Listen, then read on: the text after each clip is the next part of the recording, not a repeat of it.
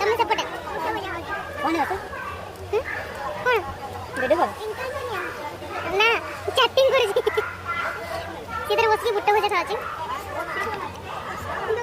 ଆମର ଖାଇବା ସରି ସରି ଆସିଲାଣି ତ ବହୁତ ଭୋକ ଲାଗିଲା ସେଥିପାଇଁ ଜଲ୍ଦି ଖାଇଦେଲୁ।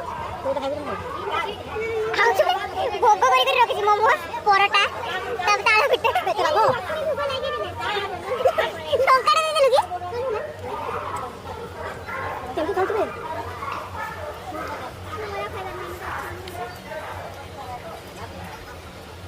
ବହୁତ ତେଲ ହେଇଛି।